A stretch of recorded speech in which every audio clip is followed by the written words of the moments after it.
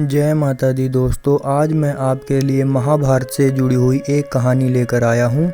धृतराष्ट्र का पुत्र मोह।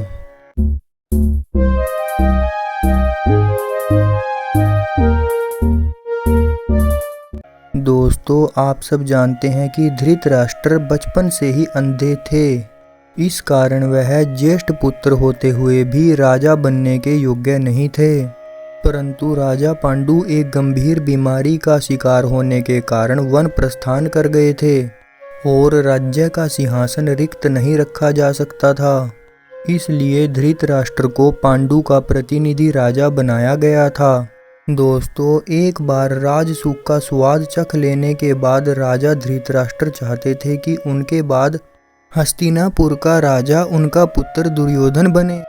इसी लालच में उन्होंने न्याय और अन्याय में तर्क करना छोड़ दिया और अपने पुत्र की वह हर एक ज्यादती को अनदेखा कर पांडु पुत्रों से पग पग पर अन्याय करते गए। दुर्योधन ने भी पांडुओं के लिए अपने हृदय में घृणा ही पाल रखी थी। भीम को जहर देकर नदी में डुबोना, लाक्षागृह में आग लगाकर पांडु पुत्रों और कुंती को जिंदा जला देने का षड्यंत्र, द्रौपदी चीरहरण, धूत क्रीड़ा में कपट करके पांडुओं को वनवास भेजना और ना जाने ऐसे कई षड्यंत्रों से उसने पांडुओं का अनिष्ट करने की चेष्टा की थी। अंत में जब उनके पाप का घड़ा भर गया तब धर्म युद्ध हुआ और उस महायुद्ध में लालची धृतराष्ट्र के 100 पुत्र मृत्यु को प्राप्त हुए।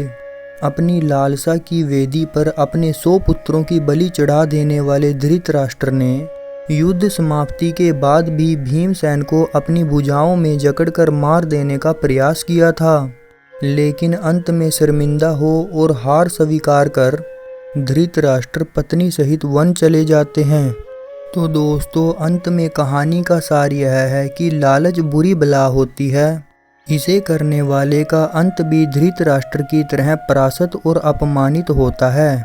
तो दोस्तों, ये थी मेरी आज की कहानी धृतराष्ट्र का पुत्र मोह। अगर आज आपको कहानी से कुछ सीख मिली हो तो प्लीज़ कमेंट बॉक्स में कमेंट करके ज़रूर बताना। और हाँ दोस्तों, चैनल को सब्सक्राइब करना और बेल आइकन को प्रेस करना ना भूलना। जय माता दी, जय श्री कृष्णा।